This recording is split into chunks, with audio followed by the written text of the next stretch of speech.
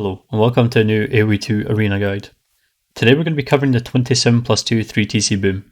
This is a guide more for everyone. If you aren't too advanced of a player, you don't push your deer yet even, then this is definitely the kind of boom you want to be doing. This build we're not going to be pushing deer, no fancy tricks. We're going to be focusing straight on just a plain build order that's quite easy to follow, and you shouldn't have any issues. You don't really need to use too much micro or too many tricks to make this happen. Though they do help, and if you see me using them, please look into them. For example, if you're not shift queuing a lot of units properly, then that's something you need to consider. And if you're not using certain hotkeys, that's something you could also learn. If you want to skip the introduction, the time on the screen is now. As a quick reminder, the AoE2 Arena Discord is linked in the description. Here, you'll get lots of free advice, there's also coaching available, and it's just generally a community place where we tend to play quite a lot of team games together, especially in the evenings in EU time. But there's lots of people there, and if you want to join to play any games with us, you're more than free to. For those of you who stuck through the introduction, this is a really simple build, no tricks, no mill before lumber camp, nothing like that, just plain old build order. What we're going to be doing instead of taking deers, we're going to be sticking an extra villager on berries for 5 on berries, nothing spectacular about that. Kind of an old trick known in the book, 5 on berries if you're not going to be taking your deer. It definitely is a big benefit and will help UFC. This build also gives you a little bit of leeway. Quite a bit of leeway even. So if you want to add a monastery when you hit castle age and go grab a relic, that's something you can very easily do. No problems there whatsoever while you're booming. And we're going to cover a few basic numbers that sort of milestones you could think. That's kind of the numbers I want to be hitting to make sure you're doing a good boom. Also at certain times. Pay attention to the timer at the top of the screen as well. That will also be helpful. So, without further ado, let's jump into this. Oh, sorry, forgot we're paused. Queue up your villagers in your TC, all 4, and then build 2 houses. The 2 villagers closest to each other, those are the villagers that are going to be building one house and a single villager on the other. We also want to move a sheep under TC. The reason I paused is because I need to explain this because even at decently high levels in Arena, you still run into problems where people don't go outside first thing to grab their sheep. This has always been a bit weird, but even if you don't see sheep outside, it's the first place you look. So always send your scout outside. In Arena, it's kind of random whether you'll have sheep outside or not. So just scout around the perimeter of your base, generally forward towards your enemy. You want to make sure you don't lose any of your sheep, and you don't want your enemy to get any of those. Always keep 2 sheep under your TC at any time, and you can sheep scout quite easily. Just use waypoints like this, just get your sheep to scout in circles around your TC. That's a very simple way of doing it. In Arena, you have lots of time, so you can afford to get away with doing this. When they're done one sheep, make sure they go to the next one. Shift queuing and keeping that sheep near is a good way of doing that. So, 6 on sheep. Next is 4 to wood. Bringing our sheep under TC. Make sure we're filling out all these areas. And as you can see, we're not pushing deer. We got all 4 of our sheep, 2 groups of 2, or the extra sheep. So we no longer actually need our scout if we're not pushing deer. We want to scout what the enemy is up to, sure. But if you're at a lower level, then you want to make sure that you don't spend too much time thinking about that. We're just going to stick on auto scout because we don't really have an opponent here. So we've got our lumber camp. Make sure it's kind of like in a crook. If there's like a C woodline shape, put it in there. It's okay to put it against a flat, but obviously don't use, for example, put it here because then you cut a few trees and then you're nowhere near any wood. Although that's efficiency tip for another day. So 6 sheep, 4 wood, and then we want to go and get our boar. Now I've talked about this a few times before, but I'm just going to go over this one again. If you are just starting to take a sheep, that's when you go and get your boar. Because 6 villagers on a sheep, they'll finish consuming it at the same time as you bring back that boar gets back, if it's quite far. In this case, this is kind of far, and this one is quite far over here. So we're just starting to take our sheep, we want to send a villager to go and get it. So in the build order, it says the next villager, 6 sheep, 4 wood, then the villager after that goes to the boar. What we can do is we just take a villager from under the sheep, send him to the boar now, and the next villager will go to the sheep. So at the end of the day, same thing, but we bring a boar a little bit earlier. It's also nice to control group him if you want to. That way, when you're looking away, looking at your scout, whatever, you can quickly go to him. The villager after that is going to build a house and then come back to the boar. What we want is 8 villagers taking a boar.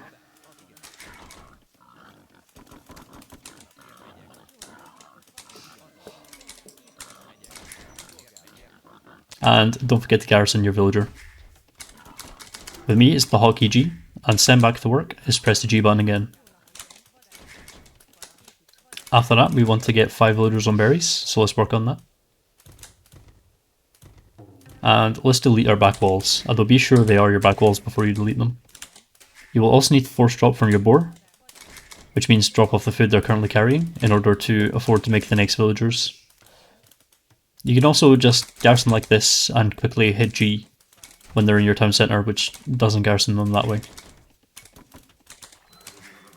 When the spore is about 160 to 140 food, that's when you send a villager to go and get the next one.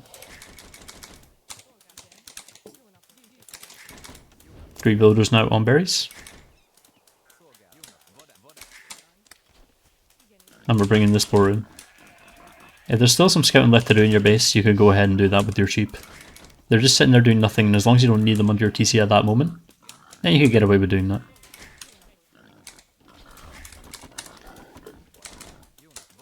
So we have our 4 on berries, we need a 5th one. With the first 4, you don't have to do this, but if you shift Q to make them take the berries in order, so you've always got 2 on one side, 2 on the other, and then the 5th one just let you do his own thing, they tend to collide around a lot less. We also want to build 2 houses. I tend to do this with this villager here, the last villager on the berries. I almost forgot there, so we're going to get house for a fraction of a second. A villager builds 1 house in the same speed that a villager is created. We hit 19 population after 5 on berries, we just add villagers to TC food. And then we want to build a lumber camp. So I know it sounds a little bit of a mess so far, but it's literally just boar and berries until 19 population after your 4 on wood. And we want 5 on berries, we know that much. At the same time, we also want to build a couple of farms. We're going to be building farms basically as we can afford them. When the boar's finished, send them to sheep. We're going to want 4 villagers on each lumber camp. One of the basic metrics of a 3TC is 8 villagers in Dark Age on wood, and 10 in Feudal Age total when you click up the Castle Age. That's generally good numbers to make sure you could always afford to add your TCs. Although it can also depend on how many farms you build early. So we have a 4 on wood. We just want 2 more TC food. These are going to be ones that we're going to be building farms with as and when possible. Keep 6 villagers on sheep as much as possible as well, because that's efficiency really. The more villagers you have taking sheep, then the less rot you have under your TC. Sheep rot over time just like any other animal, so if you have less villagers on them, then more food goes to rot rather than in your bank. We're now 25 pops, so now we want to do 2 villagers to gold. If you get loom, you could actually do the last 3 villagers, so the previous villager and then these 2 to gold, and that's perfectly fine as well.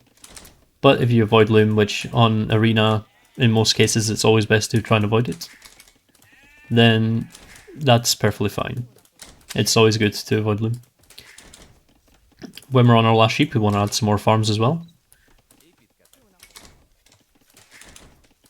We want to transition our villagers from farmers to from sheep herders to farmers and stragglers. We want 7 farms in total, so as soon as we can afford the farms, you drop them. Take a look at your lumber camps. Now we're just basically waiting until Feudal Age. So make sure when these guys finish, they go to stragglers. Make sure your gold miners are, instantly dropping off like this. They're up against the mining camp in a corner. This is a good efficient placement. And just make sure 2 villagers on each side of your wood lines. Keeping it nice and working fine. And no villagers getting trapped on berries. Now you can basically just chill, rely on your scouting. Auto Scout's already scouted a lot of the map for us. Although in a 1v1 ideally you would be scouting your opponent's wall, especially in Feudal Age where you get extra line of sight. You can see resources over, maybe you can see stone, you can see they're on it. And if they're going to be aggressive, you want to be checking that one out. So as we're getting towards feudal age, we're going to need a couple of villagers to do a couple of things for us. We need 2 villagers to build a market and 1 villager to build a blacksmith.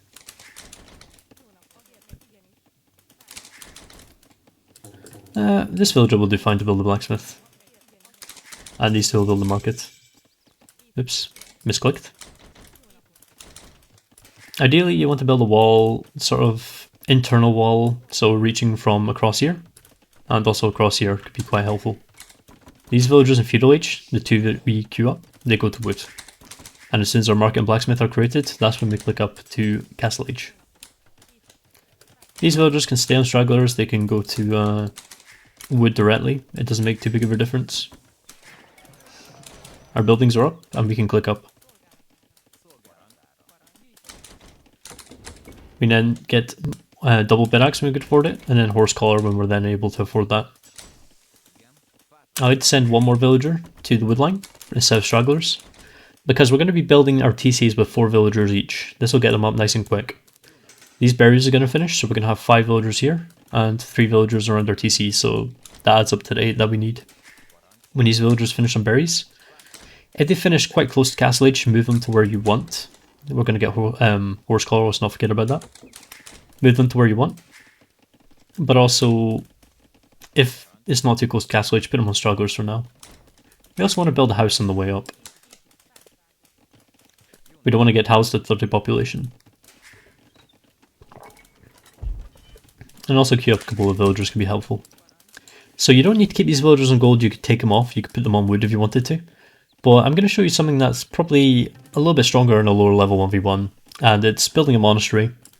If you're pocketing a team game especially and you're trying to pull this off, it could be helpful to get a monastery, make a monk and grab a couple close by relics. Yeah, it can also help you defend. Very many things you could be considering. So we're close to being up, so we're going to send our villagers to the places we want to build our mining camps. I tend to always prefer to build one on the main gold, because obviously that needs the most protection. It's your most important resource en masse. And one on wood if we can. Where's that villager going? You could also grab a couple of farmers from here and build a monastery. From here on out, we're going to get bowsaw, and any villager we create, we're going to be trying to make farms with as much as possible. Since we took these villagers off, these villagers tried to steal their farms. Let's try and avoid letting them do that. So let's create a monk. I'm only going to grab 1 relic for the purpose of this, not to throw off the economy too much. But as you can see, this can be done. You have a monastery, you have 2 TCs coming up. 3 minute 16, you start building those. Lots of things you could be doing now. You'd easily keep these villagers on gold if you want to grab some relics. Or just help you to respond to any aggression. Remember, if someone's being aggressive, and you expect them to be, try not to boom as much as possible. Another tip I would also like to share is... Whoops, didn't mean to do that one up. Where'd that villager come from? Oh, you're supposed to go to that. If you can avoid it, if you have a TC going to wood, try and avoid making as many farms for that TC as possible. Try and make your... If you have villagers on gold, for example, take those off. Because wood is going to help you make farms later on. Whereas gold, you know, it's not going to be too useful for making farms. You can, however, keep some villagers in gold just if you think that you need it for something else. And if you don't need it, just buy some food. Your build isn't too bad, you should need to buy food. Oops, don't get housed. If you do get housed, that's fine. This is partly why I don't usually... I try and pay extra attention when I am speaking while playing. By 20 minutes we should have 50 villagers as sort of a minimum. And that's just generally a good early benchmark. We're using the select all TC hotkey here, which is really important for booming, because it'll always queue up villagers in the TC that's closest to creating a villager next, and well, it's going to be idle the first, is probably a better way of explaining it. I also should mention we're currently on the goal to add farms until we have about 30. 30 farms is usually when it's good time to get wheelbarrow. It's also nice to keep a villager constantly building houses. As you see, minute 20, and we're at 52 villagers and we got housed, so that's not too bad. Someone also criticized me for using explored in these guides, because obviously things like that happen. I get housed, I'm too busy talking than thinking. So today I decided not to do it, and I get housed. But I'm going to leave it in the guide because, you know, that's a realistic thing that can happen to anyone. So 30 farms, keep an eye up here. We have a couple more being made, so that's why we know we have 30. We want to get wheelbarrow, and after that we're going to follow that up with handcart. At 30 farmers, that's when we want to start saying, like, now it's time to go to gold. Grab yourself some villagers. We kind of messed up that mining camp a bit. Send them to your second gold on a new mining camp.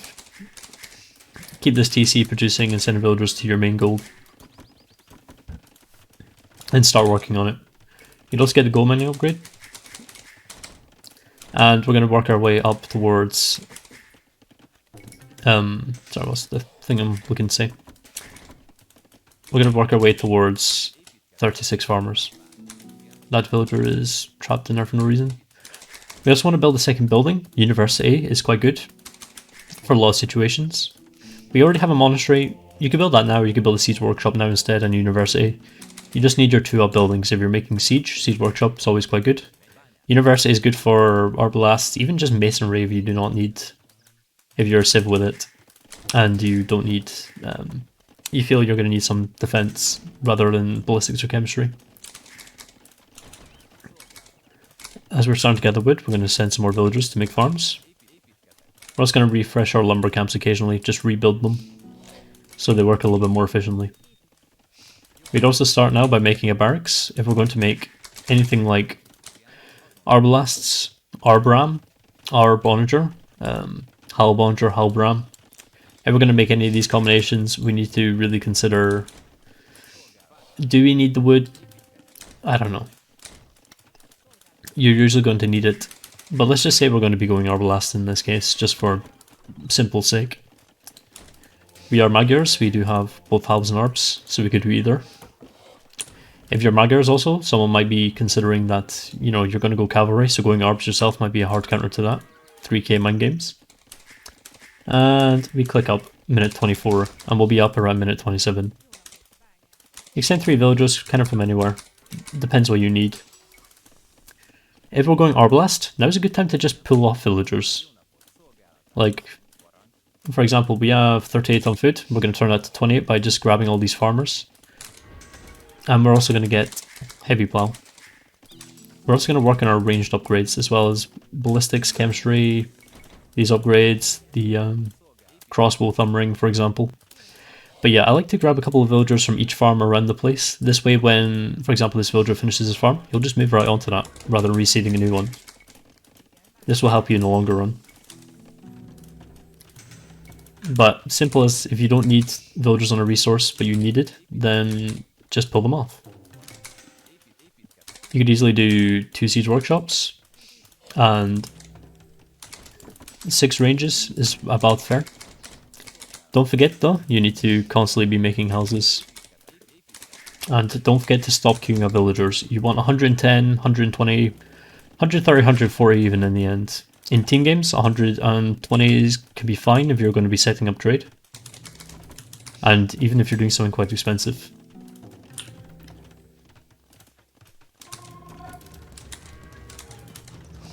So we have our ranges, we're starting to make units, it's minute 27. And obviously the first upgrades we're going to get are going to be Bracer and Arbalast. And we'll get chemistry just a little bit later. You can get chemistry early if you wanted to. But Bracer is definitely more important, and obviously having Arbalast is huge. We have a lot on wood. Probably a bit much. We went maybe a little bit overkill. But that's fine, we haven't started making siege yet. Did I click that? Yeah, I did. And we can start making a couple of rams as well. I just got an upgrade that cost me wood. Was it armor? No. Oh, thermal. Yeah.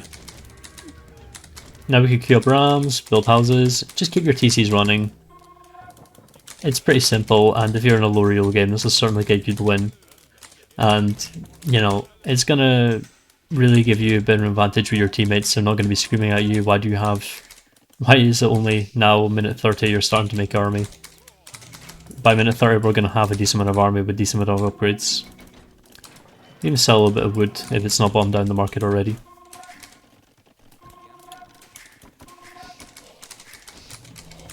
But yeah, you get the idea.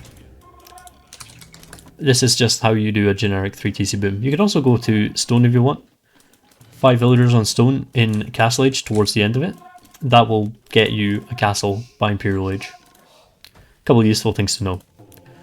But yeah, hopefully this covered quite a large bit of ground.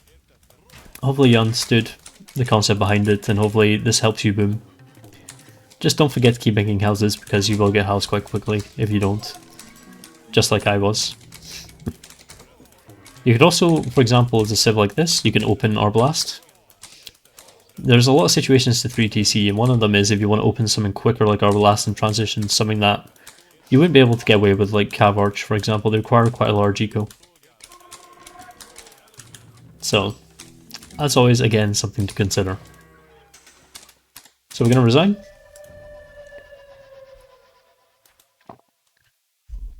And you can see by minute 30, we have a decent amount of score, quite high, 5.7k.